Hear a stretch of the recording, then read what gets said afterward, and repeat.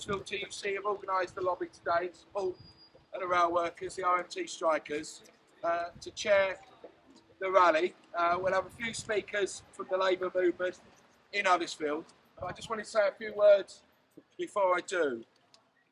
The strike by 40,000 RMT workers has certainly changed the agenda in this country in terms of it's time that we got a better deal, that workers shouldn't be made to pay for the cost of living crisis, and that workers should be given a decent pay rise.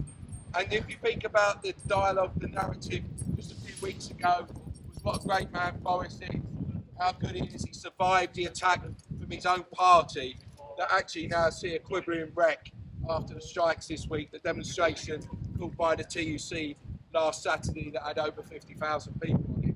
And I think it's time that we actually stood up and fought for a better deal. And I think the RMT have shown the way in which you can do that. The solidarity that's been shown across the country and across the nations where the strike's taking place has been spectacular. And I always like watching news when there's a strike on, because they desperately go around trying to find someone who's going to have a go at the strikers.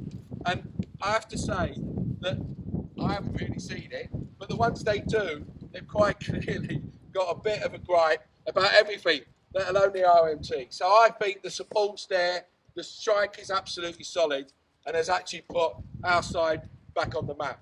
But I also wanted to mention another group of workers, which is the Arriva bus workers, who will be starting their 4th week of all-out strike action on Monday. I've seen some stuff just in the last couple of days that Arriva are trying to train scab drivers and hoping to try and break the strike in that way. And obviously that will be quite a pivotal moment in the strike. So I think we need to send a message of support and a cheer for the Arriva strikers and wish them well in their dispute.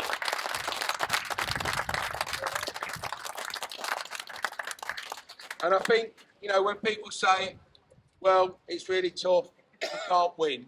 I've just seen a post that the Weldon bin workers have been on strike for a few weeks, have just been offered a 27% pay rise for their strike action.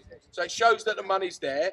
There's billions there for all sorts of things, particularly the Tories' mates. So the money's there to pay us a decent pay rise. Unison and other public sector unions are talking about balloting the strike action in the next few months. And I think we're going to see a really interesting summer, especially if the sun stays with us. So I'd like to send a big message of support to the RMT strikers. Well done, everyone. I think it's spectacular what you do. And anything we can do, just ask and we will deliver. Thank you to the TUC for organising the event today. So I've got a number of speakers, and the first speaker is Councillor Joe Lawson, who was elected in May and has been a long-time trade unionist in Unison and now in Unite. Joe.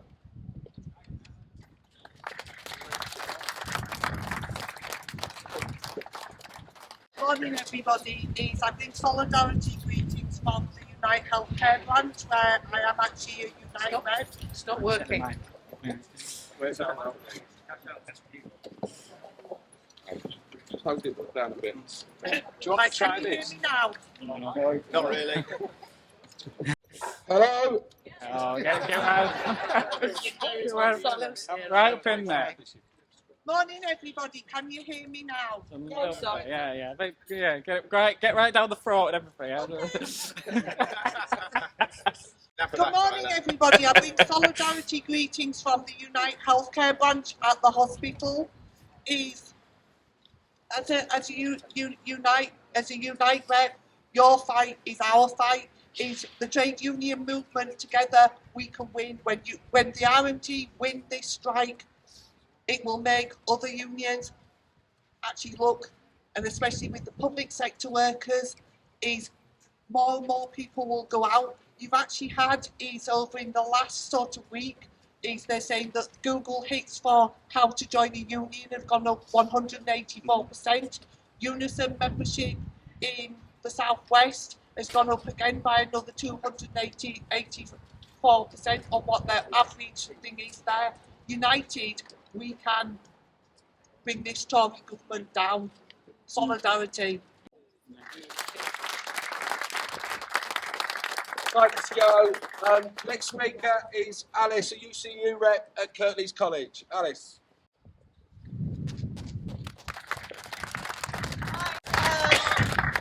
My name's Alison Gorgon. I'm a UCU rep at Kirklees College, as you've heard. Sorry, I hadn't planned to speak this morning, so make it up as I go along. Sorry. Yeah. The banking crisis in 2008 wasn't the workers' fault, but we've been paying for it ever since. The cost of living crisis isn't the workers' fault. We're not going to pay for that as well. So solidarity from UCU. UCU FE branches are balloting now over pay and conditions. HE branches are in an ongoing dispute with the universities over pay, pensions and conditions. You'll hear from somebody from Huddersfield University shortly who are facing completely unnecessary redundancies. It can't go on. Now is the time. Let's say no more. Enough. Thank you, Alice. As well as the cost of living crisis, the other disaster that's facing us is the climate crisis. And I think what better way to argue to try and readdress the imbalance than to have a decently publicly owned, affordable public transport system.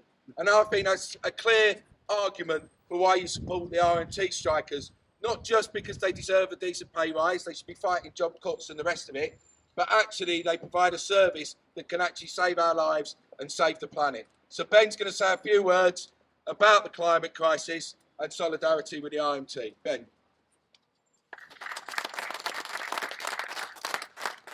Thank you very much. Hello everyone. Can you hear me all right? Yeah. Grand. Well,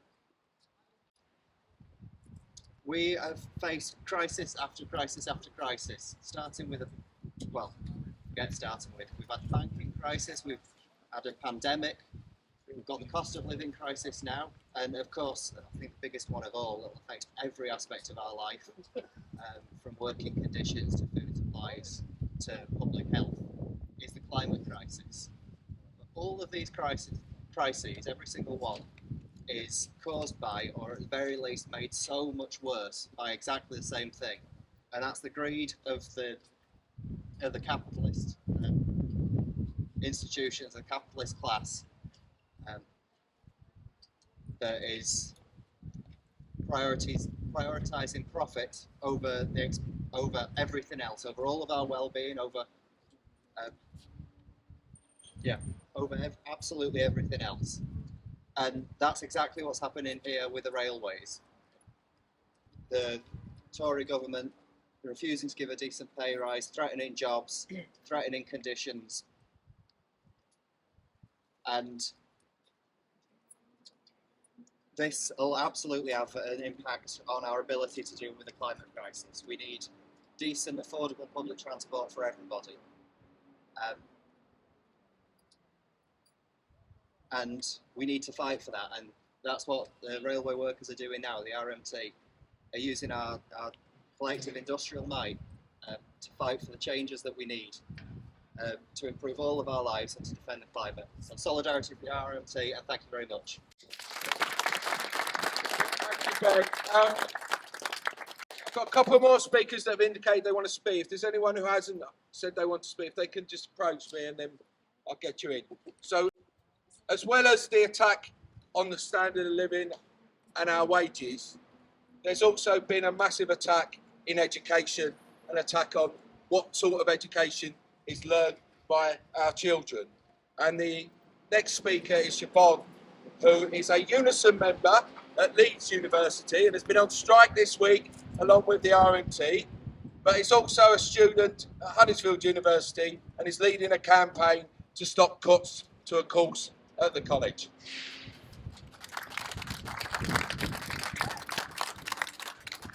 First of all, thank you for being here. I am also a Huddersfield UCU member, so I am really looking forward. But today, I do stand here as a Huddersfield student and also someone who has worked at the University of Huddersfield and who has come here specifically for the course I was offered here at Huddersfield. I'm not sure if you know, but Huddersfield University's motto is inspiring global professionals. Let me tell you, we are not inspired. We have been disrespected, we feel demoralized, and we are being discarded by this university. Because you might have heard that the Department of Arts and Humanities at the University of Huddersfield is facing 37 redundancies, 37 across the board.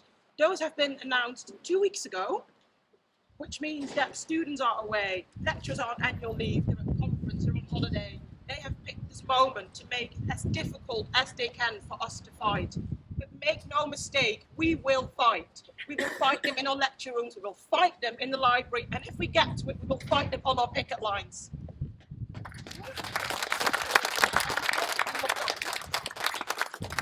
Because I stand here today with students from other courses. For example, in literature, over the last 3 years, they have faced as many rounds as redundancies. This is their 3rd year of redundancies. That is disrespectful. In textiles, their technicians are going, their lecturers are going, entire specialisms are being wiped out here.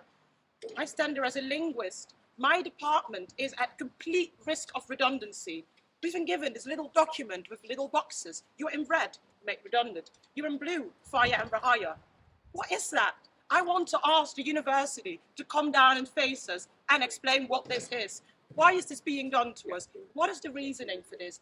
Is it numbers and spreadsheets? If so, I'd like to talk numbers. If not, I'd also like to speak about the value that we provide nationally, culturally, and locally as a university and as a department that is not being recognised. Because maybe have they considered that the value of our education lies not in the number at the bottom of a spreadsheet, that the value of our education lies in knowledge, or knowledge of our history, or culture, or peoples? Have they considered that our research is more than numbers? And I think they have. I think they have. Look at the Tory frontbenchers. What have they studied? Classics, arts, history, languages, politics. But when we want to study this, they go, no, this is not for you. This is not valuable. I think that is interesting. Because the thing that a humanities education teaches you first and foremost is to critically analyse, to reflect and to speak up and make a stand. As we have seen this week with Mike Lynch, he was able to make a stand and verbalise. Look how they've come for him. Have they succeeded? They have not. Because I can stand here today, verbalise and be efficient about it, and I can speak to you. I am nervous. This is not how I naturally am. I work as a librarian. I prefer to be in a rocking chair far away. That's not what I am I? But the reason I can do this is because of my education. Make no mistake. This ability I have is one that I have been given by my lecturers through my education, and that is what they are trying to take from us. That is the forgotten value of our education. And I would like to end on something Michelle Obama has actually said. The arts and humanities define who we are as a people. That is their power, to remind us of what each of us have to offer and what we all have in common, to help us understand our history and imagine our future, to give us hope in the moments of struggle and to bring us together when nothing else will.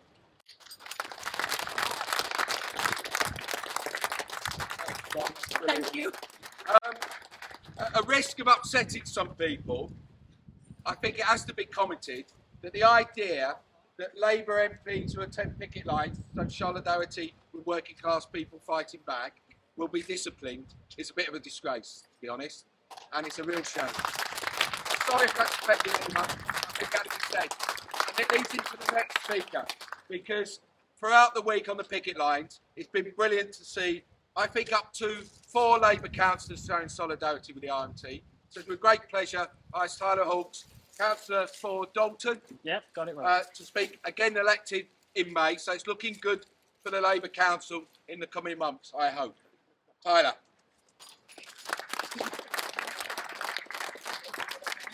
I don't know whether the mic's working, but I've got a big enough set of lungs on me, I think, anyway, to just speak. I don't think there's anything else I can say that this week Mick Lynch hasn't been saying much better. Best bit of TV I've ever seen, actually. Some of the interviews he's had now, he's been skewering the media and the Tories. It's been a thing of beauty to witness. But I just want to say I am a sort of apprentice trained engineer myself, working for a supply for an oil and gas industry. We've been raking it in for the past many years. You've got real bosses here who are making over 500 million in profits every year. And we're talking about the university. We've got, at the time they're building a new building every year, they're cutting staff as well at the same time. I think we've got to say enough is enough on all of that. And I think it's about time that workers get their fair share. That's what the RMT are about. That's what the Labour movement should be about. That's what the Labour Party should be about. Should be out here supporting workers and their struggle. And that's why I'm here. That's why I'm always going to be here. And that's what I'm going to be fighting for. And I think right now as well, stole me thunder a little bit, but we should also be fighting for public services like the railways to be run for the public good and owned by the public. I think that is the, as I say, that's the tenet of our beliefs, and that's what we should all be fighting for and want to see in our country. So I'm out here with you. The Labour movement's out here with you. Keep at it, and we'll be standing shoulder to shoulder with you every step of the way. Thank you. Thank you.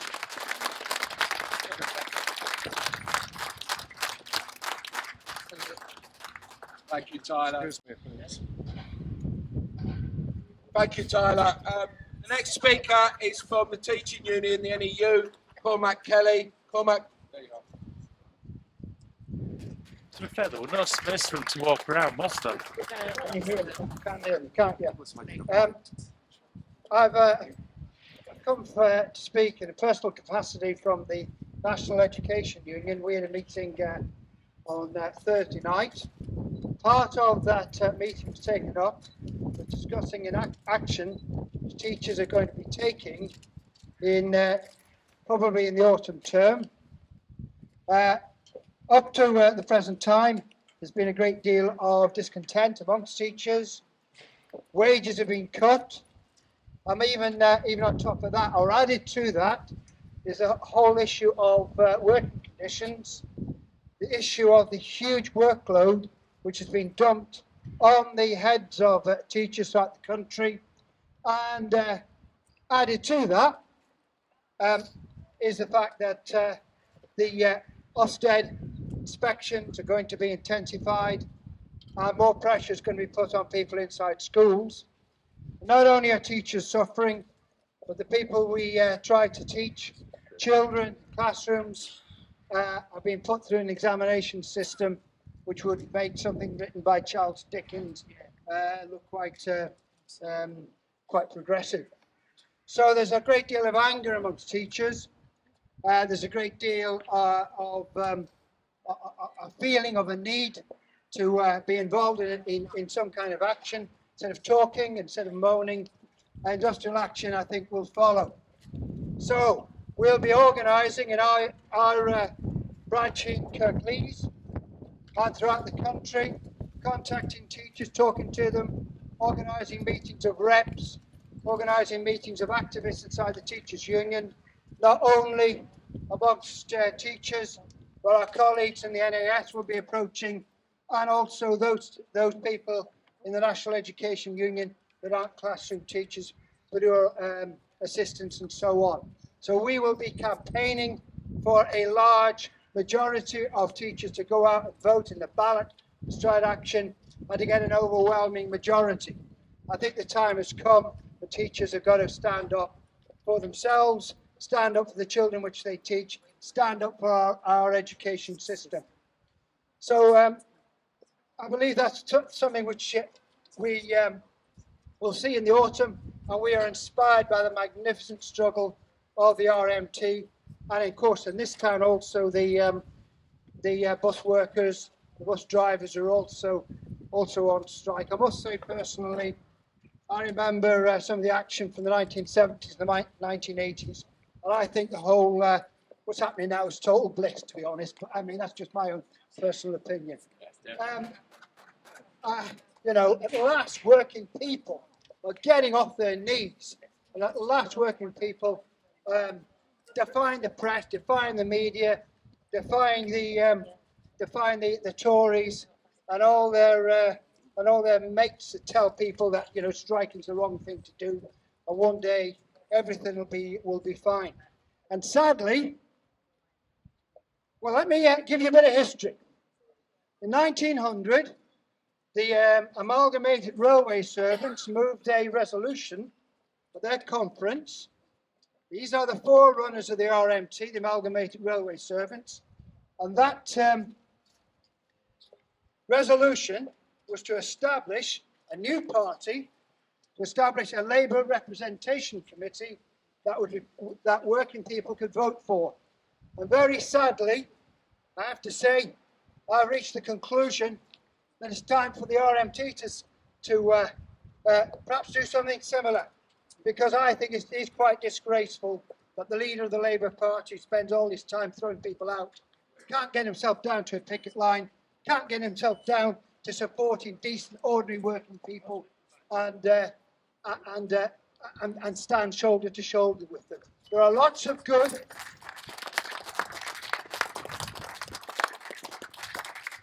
There are lots of good Labour councillors, lots of good Labour MPs who've come down. Of course, they've been threatened, and I think that is a crying shame, and it is a disgrace.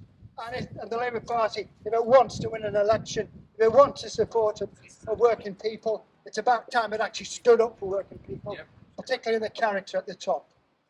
Okay, so I've enjoyed this rally, enjoyed listening to the speeches, and I'll enjoy continuing listening to speeches as well. Thank you very much for listening to me. Thank you, Cormac. Always worries me when a teacher says I'm going to go back in history. Just don't know how long you're going to be there for. The next speaker is someone who has an experience of travelling on the trains. And I'd like to ask Rhiannon to speak. Thank you, Rhiannon.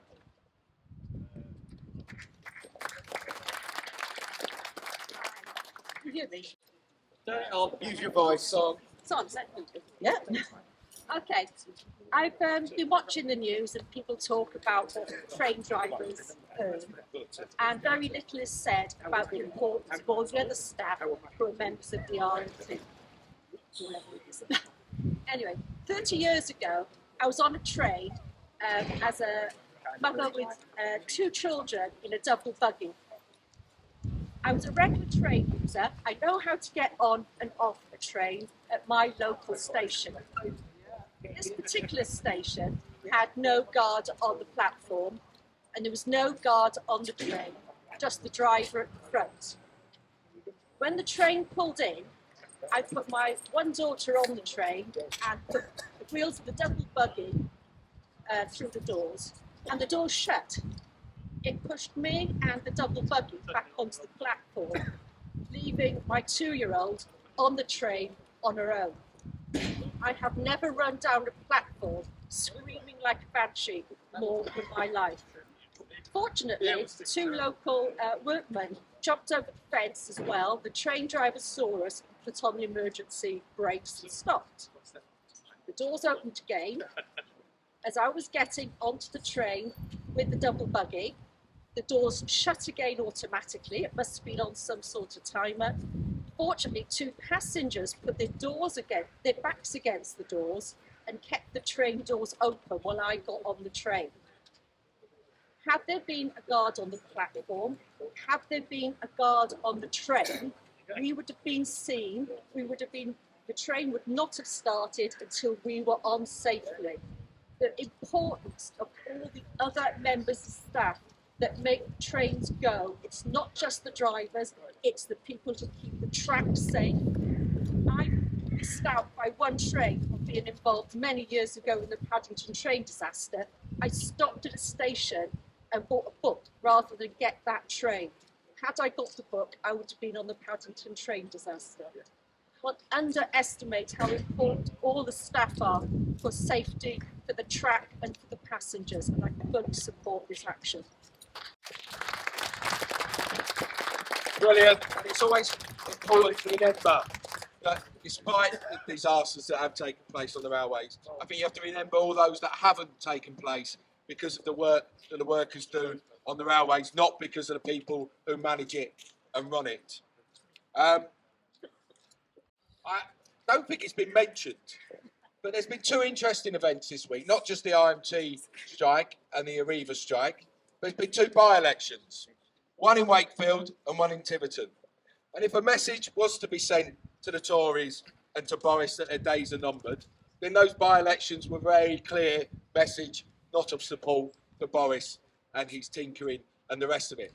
But the other interesting aspect of the Wakefield by-election, and I don't know if people have seen the result, that there were 8 candidates who are standing from the far right. Organisations that don't support trade unions, don't support people from the labour movement, and actually spout racism and filth and hate. Now, I'm pleased to say that the campaign led by Stand Up to Racism in Wakefield actually reduced Britain First, who were on the streets every day in vans promoting their file, only got 300 votes. It's 300 too many, but only 300 votes, and they could go back to the gutters where they belong. So I'm going to ask Roger Keeley from Huddersfield to stand, Kirkley, Stand Up to Racism, just to say a few words about the strike and about the fight against racism. Roger.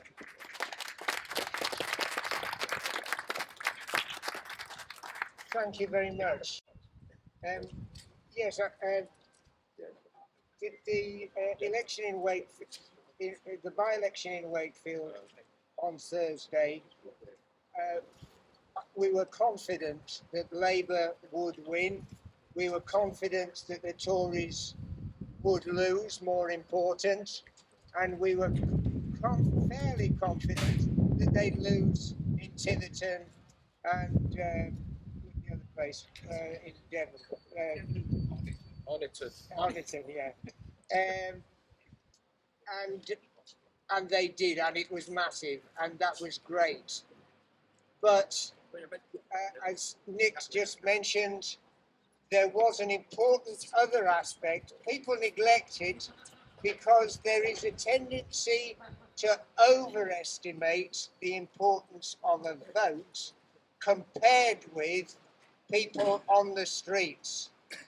And fascists were on the streets during that campaign, and they were quite prominent on the streets.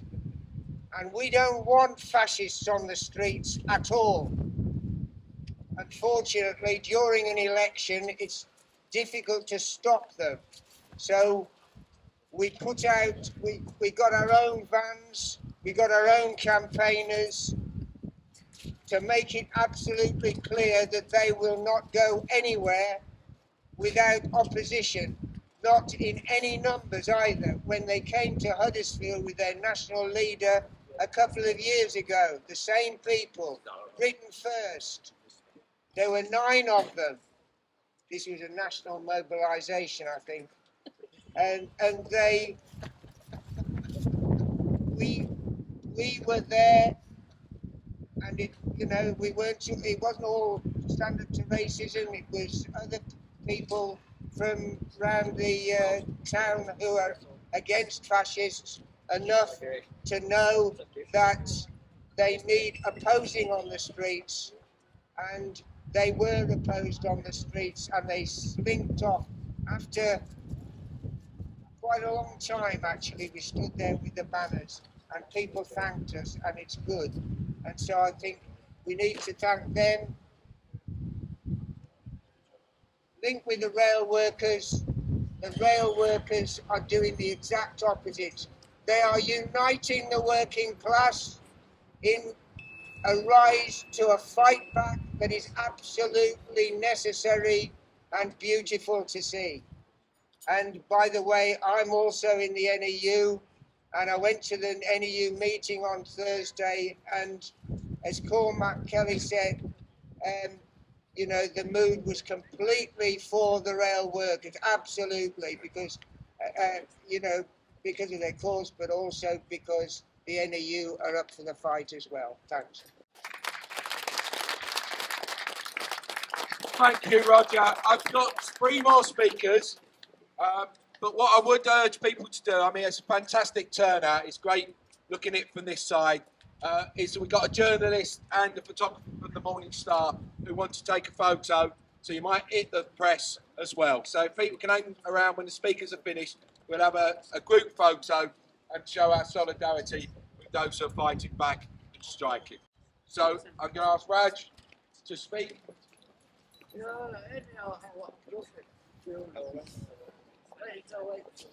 Thank you. My name is Tajinder Ajiz.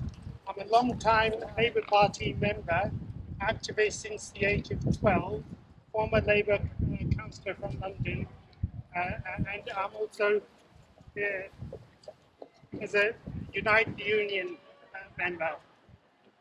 And And I said to Daryl and to the other RMT strikers, we need to cast this wider net in supporting the RMT, what's a justified strike in terms of politics, in terms of economics, on the street, on the picket line, in the press, in the media, on the internet, on social media, how we can get the message across and build that support, because this is a fight we cannot lose.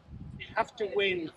We have to drive back the lies that the Tories are telling. We have to drive the lies that the Labour Party are telling. And that's a Labour Party member here saying, and it saddens me that the Labour Party aren't in full support of the RMT and their strike action. It's justified, it's necessary, we need to win. All support to the RMT. Thank you. Thank you, that's brilliant. I'm just adding another speaker to the list, but I don't think you mind. It's with great pleasure that I ask Thelma Walker, a great MP in this area in the recent election.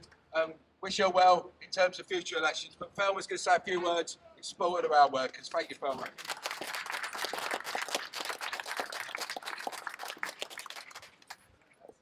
Hi everybody, hope you can hear me.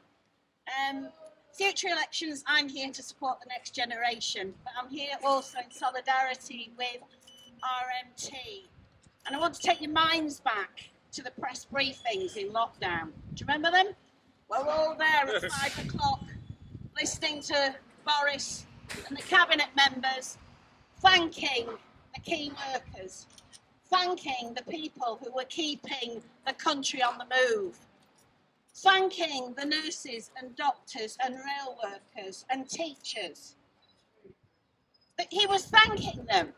Now we come to the time where people are saying, workers are saying, all we want is a fair wage. All we want is our wages to keep up with inflation. We just want a decent life. And for me, this is about human rights. There's a lot of talk about human rights and the threat to it in many ways from this government, and no opposition, as I can see, from Labour.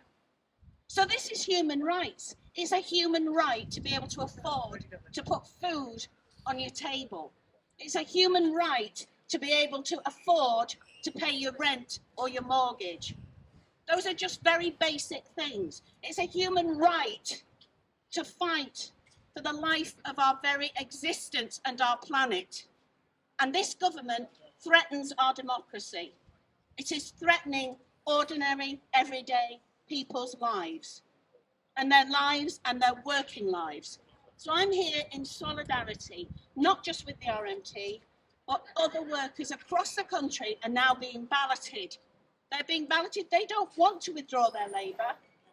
They have worked through the COVID pandemic. They have kept this country going. And I'm here in solidarity with them, with the teachers, with the barristers, with the nurses, with the airline workers, all of them, and with you, because this is affecting all of us. The RMT speak for all of us. Solidarity. Thank you, Thelma. Apologies, but I'm not sure how sorry I am about it, but the speakers just get longer and longer, having said they're coming to an end. But the next speaker, I think, absolutely will tell you a story that's really important. He's a postal worker, Dan Daly, CW rep for the local office, and he will talk about the disgraceful behaviour of management in the post office who have imposed a 2% pay rise on the workforce, and brilliantly the trade union have said, well, if they want to impose 2% on us, we'll impose on them the biggest strike ballot result that they've ever seen in history. So, Dan.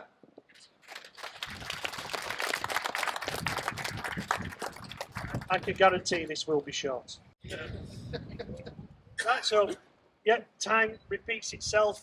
We are yet again back in a situation where we had an agreement with the employer, and round about a year later, they just want to get rid of it and change it round drastically.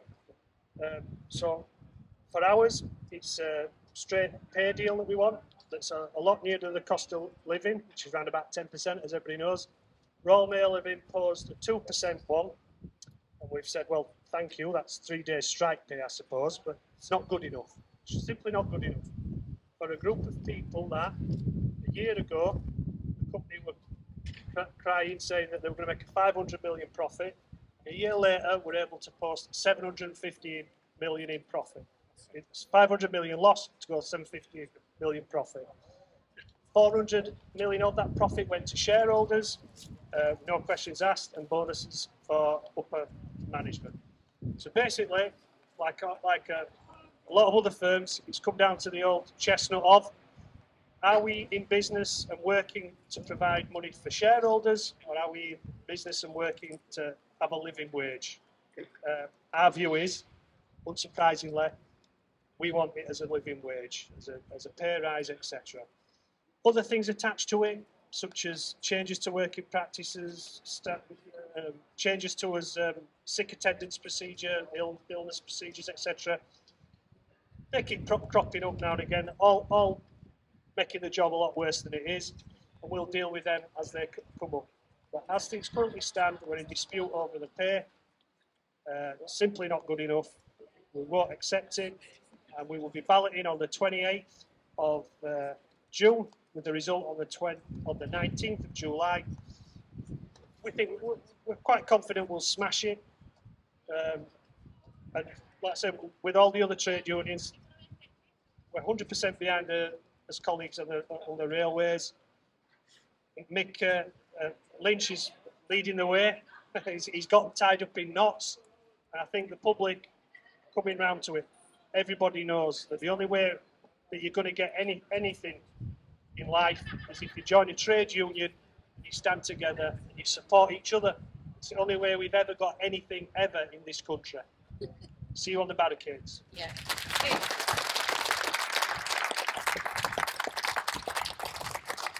Solidarity with the CWU, and good luck with your ballot, Dan. It'd be great to see you out with the rail workers and the rest of the people who are fighting back. It's good to see so many people here. It's really nice to see the comrades and friends who attended the Unison picket lines in 2018 at the bin depots. A group of workers who took strike action for a week over bullying and racist managers.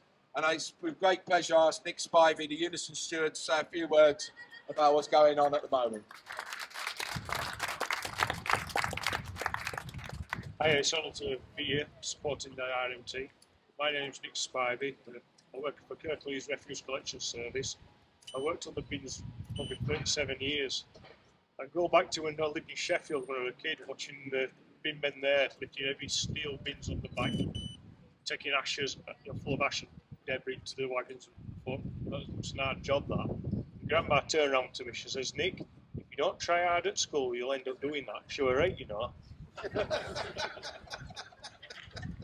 But as for the railway workers, my family really depended on the rails, rail network, especially with two daughters who went to university.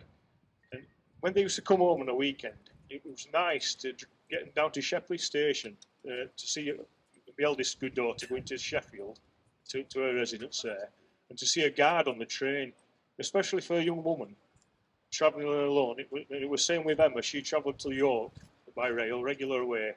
And to think you've got managers that in the past have thought it were acceptable to run trains without guards, it's just ludicrous.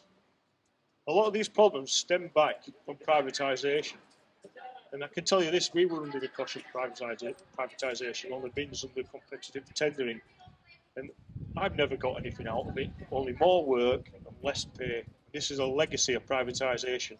So my urge to the members of the Labour Party that are here is to reverse the anti-trade union laws and put what we had back in our own ownership, not owned by foreign companies.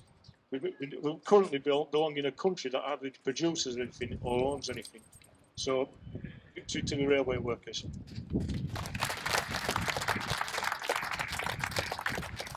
Thanks, Nick. Obviously, to echo those calls, victory to the rail workers.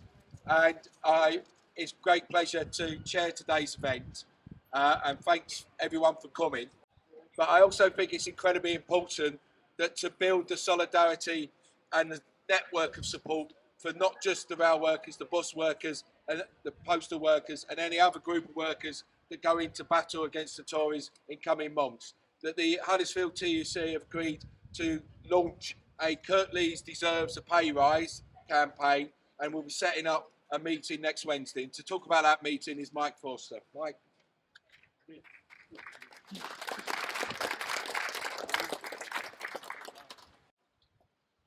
Is this louder? Good.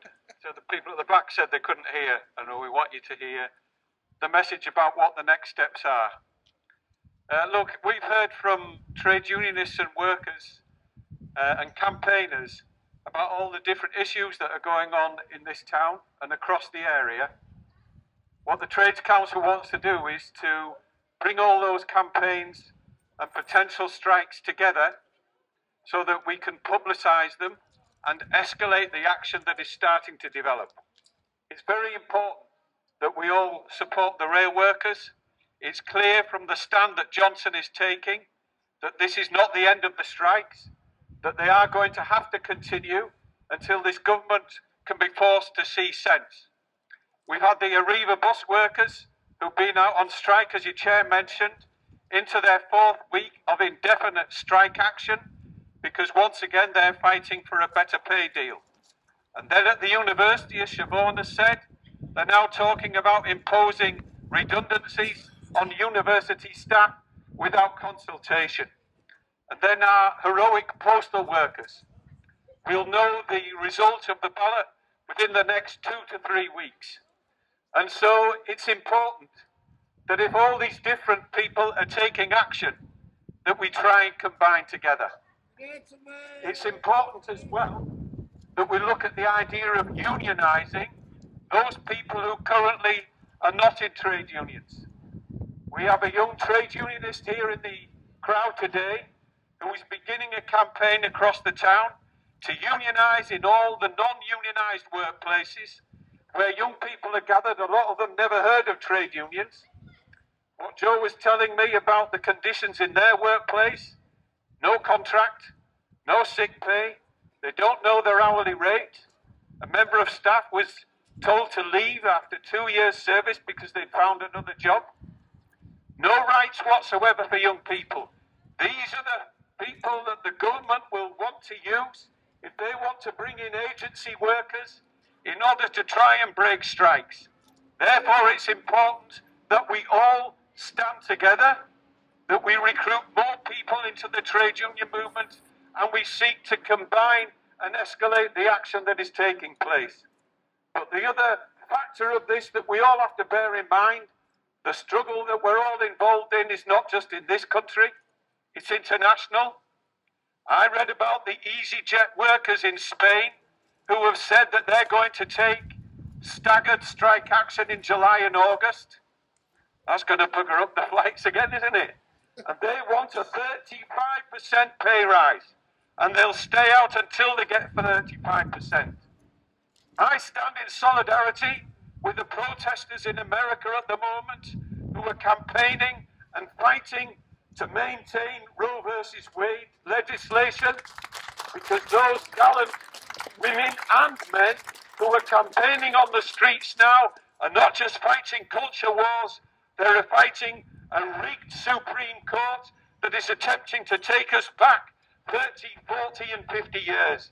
Make no mistake, there are people in this country and across the rest of Europe that will attempt the same thing, and we have to see the link between all of these struggles, as well as the anti-racist that we were talking about in relation to Wakefield. Obviously delighted that they've been thrown back. So there are many struggles taking place. 7 years ago, we had a demonstration through this town of 400 people, Kirklees Save Our Services, where we brought together all the different trade unions to campaign against redundancy. There is something in the air again. The Trades Union Council demonstration that took place last Saturday, there were 50,000 people. That's the start. I think that's the trigger, and we're going to see bigger movements develop over the next period. We can no longer tolerate a government that is imposing this cost of living crisis on us, and make no mistake, they are. There is appalling profiteering taking place by gas and oil companies, never mind a windfall tax. These companies should be brought into public ownership because that's our sea, those are our resources, and they should be greened up, never mind using fossil fuels. So we have a government that's digging in, trying to make an example of the RMT, like Thatcher tried to do with the National Union of Mine Workers. It's beholden upon us all to stand in solidarity with them. Next Wednesday at 5 o'clock at the Methodist Mission, the steering committee that was elected by a very good Trades Council meeting on Thursday night, where we heard from all of these struggles, is to bring them all together. We want to have a big rally in town again with speakers from all the unions, to be followed by a demonstration. In 2016, many of you were here. You'll remember that there were 8,000 of us are here fighting to save a hospital. And that campaign went on for 6 years. But we were told by so many people at the time, it's a done deal. There's nothing you can do about it. We even had a placard that said, you've got to fight the done deals. It's a done deal if you do now. And all these people who are here today have decided that they've decided to do something. And the slogan that Bob Crow came out with was, if you fight, you will win, or you can win. But if you don't fight, you sure as hell will lose. There is something in the air, and I think that we can win. So if you can, come along to the steering committee next Wednesday evening at 5 o'clock, where we want to begin a campaign of Kirklees needs a pay rise. Rail workers need a pay rise, but let's be right. We all need a bloody pay rise because they're giving it to the MPs, they're giving it to the executives, but the rest of us, we can't afford to heat and we can't afford to eat, and we've got to stand up and fight back. So if you want to get involved in that struggle, please come to the meeting on Wednesday. Solidarity with us all.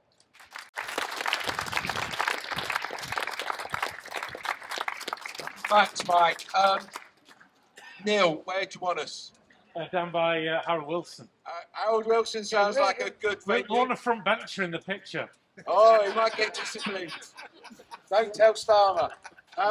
We'll do two. We'll do one down by the statue, do one in front here, so we get. Let's do the one in front of it first. So if everyone comes up to the table, yeah. Bring your placards, banners.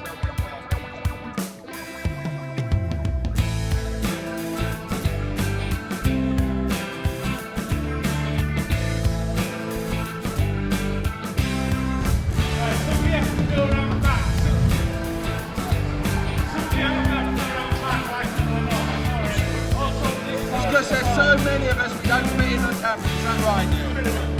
Right, between the banner and the statues, please.